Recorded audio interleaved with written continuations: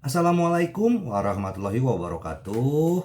Apa kabar sobat Sopter semuanya? Semoga kalian semua dalam keadaan sehat jasmani dan rohani, tidak kekurangan satu apapun. Oke, kita mulai saja ceritanya.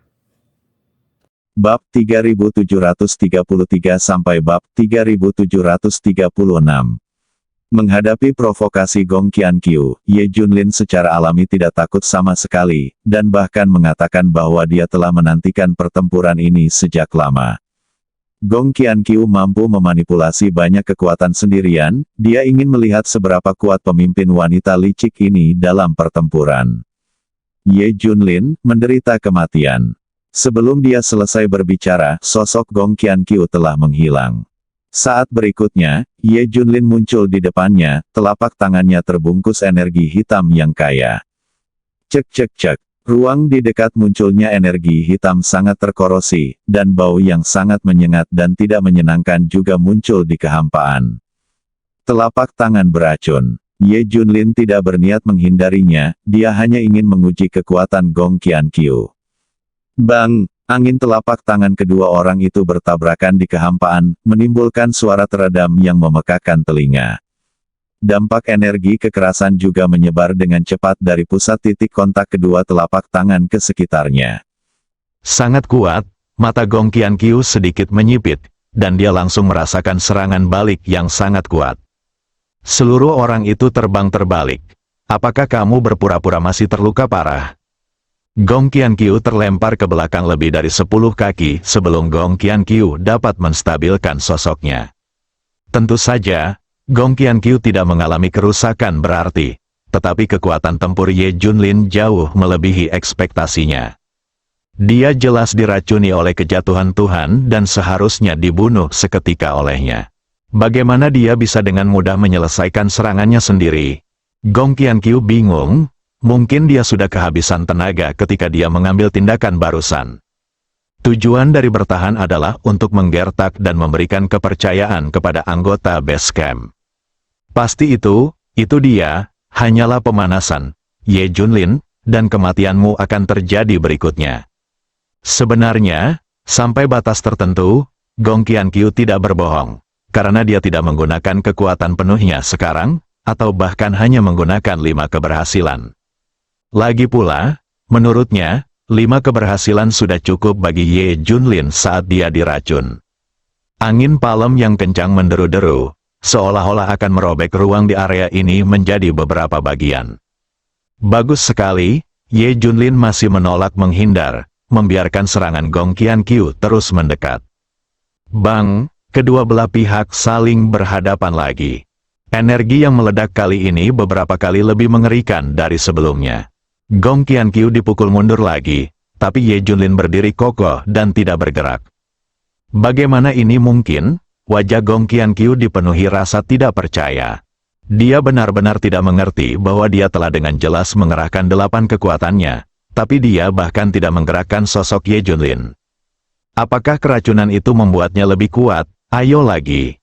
Gong Qiankyu merasa kehilangan seluruh wajahnya, dan kemarahan di dadanya meningkat secara eksponensial. Kamu sedang mencari kematian? Gong Qiankyu mengamuk kali ini. Dia tidak menahan apapun dan melancarkan serangan dengan seluruh kekuatannya. Untuk sesaat, warna langit dan bumi berubah, dan energi hitam mengalir membentuk topan yang menakutkan, yang seolah memutarbalikkan ruang di sekitarnya. Suara angin topan seperti lolongan hantu dan serigala yang membuat orang bergidik. Ini terlihat keren, Ye Junlin merasakan semangat juang yang kuat di dalam hatinya. Serangan dari kedua belah pihak bertabrakan lagi, dan energi yang ditimbulkannya seperti tsunami. Dalam sekejap, pasir dan bebatuan beterbangan, seluruh area dirusak oleh energi, dan dahan-dahan pohon langsung terpelintir menjadi beberapa bagian. Beberapa personel dengan tingkat budidaya yang relatif rendah langsung hanyut, bahkan mengalami luka dalam sekejap. Bahkan banyak orang yang tewas di tempat. Melihat pemandangan itu, Gong Qiankyu mundur beberapa langkah, dengan ekspresi keterkejutan di wajahnya yang tidak bisa disembunyikan. Tapi Ye Junlin masih berdiri di sana tanpa bergerak. Sekarang giliranku untuk menyerang. Apakah kamu siap menghadapi kematian?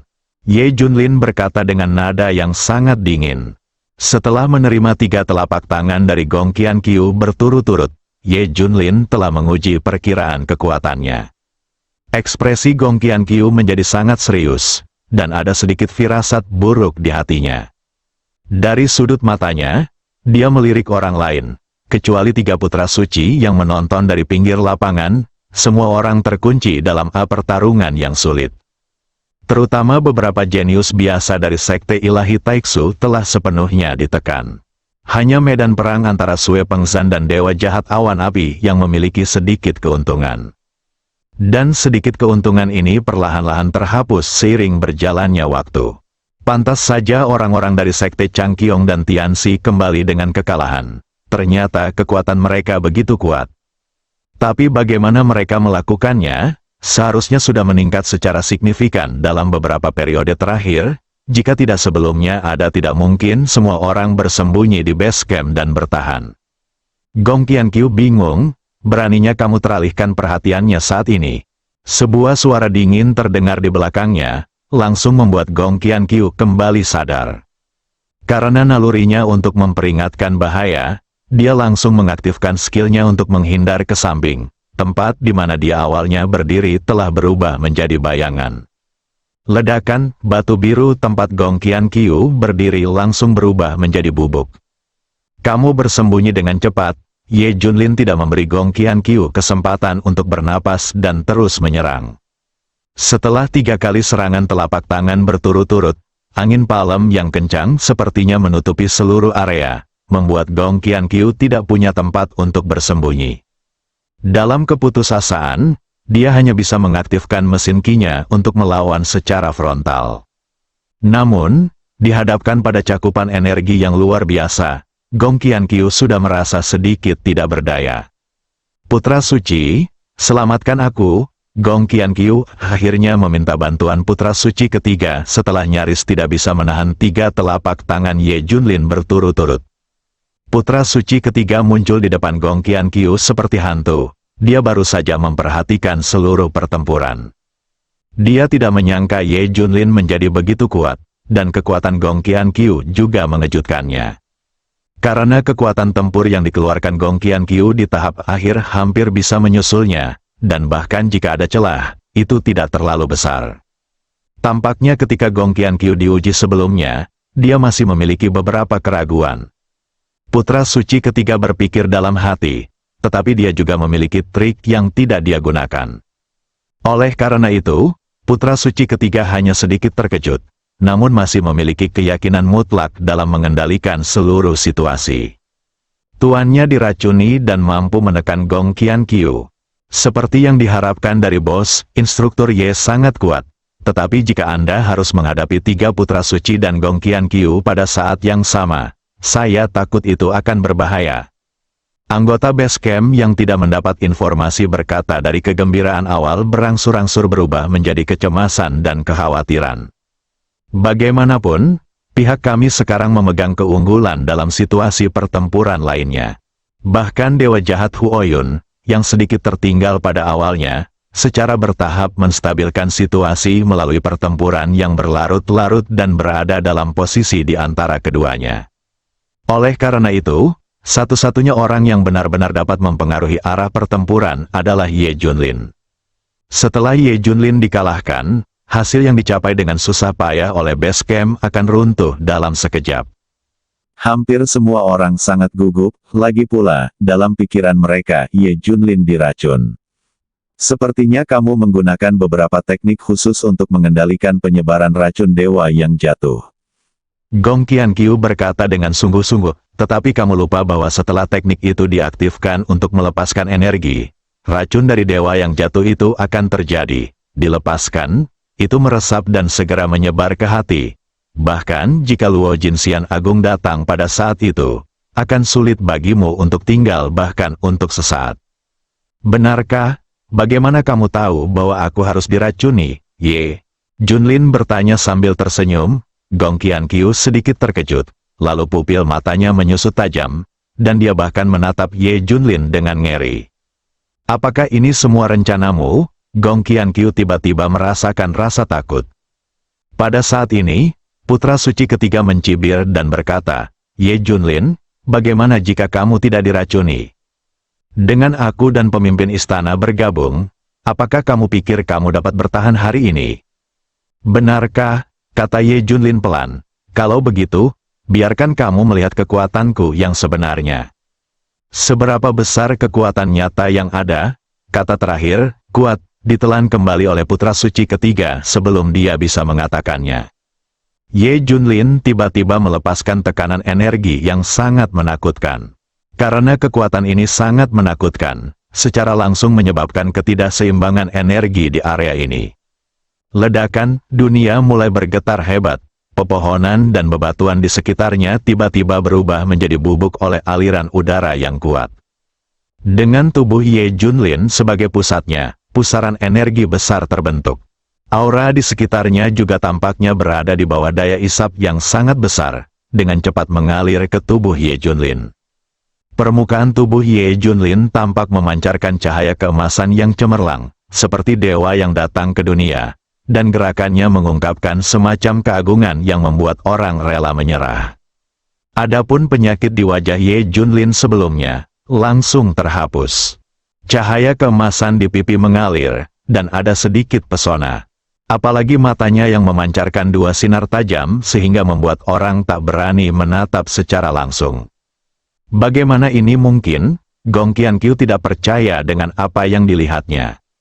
Racun kejatuhan Tuhan sama sekali tidak efektif. Kuncinya adalah bagaimana Ye Junlin bisa begitu kuat, belum lama ini sejak terakhir kali. Apalagi menurut informasi yang diberikan oleh Xiao Feng, keterampilan dasar Ye Junlin tidak mungkin dapat meningkatkan tingkat kultivasinya dalam waktu singkat, hanya latihan jangka panjang yang bisa efektif. Ekspresi Gong Qianqiu berangsur-angsur berubah dari terkejut menjadi ngeri. Ketakutan di hatinya meningkat pesat, karena perubahan mengerikan Ye Junlin, pertempuran lain juga berhenti, dan semua mata terfokus pada ketiganya. Ye Junlin sangat kuat. Bagaimana kamu bisa membalas dendam pertumpahan darah anggota klan seperti itu? Dugu Xiao dan Xuan Ming juga mengubah ekspresi mereka. Mereka awalnya memiliki pertikaian darah yang dalam dan ingin membunuh Ye Junlin dan kerabatnya dan teman untuk memuaskan kebencian mereka. Sekarang kekuatan tempur Ye Junlin melonjak, situasi pertempuran langsung menjadi tidak jelas.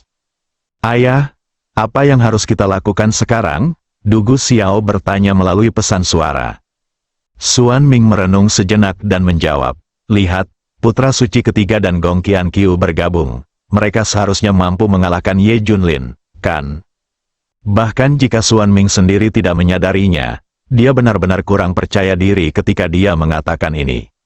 Ayah dan anak tersebut menaruh semua harapan balas dendam mereka pada Gong Qianqiu dan putra suci ketiga. Dia terus berdoa dalam hatinya agar mereka bisa mengalahkan Ye Junlin. Adapun para jenius lainnya dari Sekte Ilahi Taixu, mereka sangat terkejut. Mereka tidak pernah membayangkan bahwa akan ada seseorang sekuat Ye Junlin di dunia sekuler. Bisakah budidaya semacam ini mendapat peringkat tinggi bahkan di reruntuhan Kunlun? Lebih dari peringkat tinggi, bahkan di beberapa sekte berukuran sedang, setidaknya itu adalah tingkat sesepuh inti, atau bahkan lebih tinggi. Bagaimana dia bisa melakukannya? Itu, praktisi, bisakah tiga putra suci menang? Sue Pengzan dan beberapa orang jenius merasa tidak nyaman. Ini adalah pertama kalinya mereka merasa takut sejak memasuki dunia sekuler. Terutama ketika mereka memikirkan tentang bagaimana Sekte Changqiong telah membunuh dua orang jenius dalam pertempuran belum lama ini. Suasana hati beberapa orang tenggelam ke dasar, dan mereka benar-benar mundur beberapa langkah tanpa sadar. Satu keluarga bahagia dan yang lainnya sedih. Semua orang di base camp sangat bersemangat, dan para elit yang awalnya sedikit tertekan sekarang menjadi penuh percaya diri. Apakah semuanya baik-baik saja di Junlin? Keterkejutan dan kebingungan Li Ziran pada awalnya berangsur-angsur berubah menjadi kegembiraan, dan akhirnya berubah menjadi sedikit kebencian dan kemarahan. Dia adalah wanita yang sangat cerdas, mengingat kelainan putrinya dan betapa tenangnya Zhou Nanyan, Wen Lei dan lainnya saat itu. Li Ziran hampir yakin bahwa orang-orang ini pasti sudah mengetahui sebelumnya bahwa Ye Junlin tidak diracuni.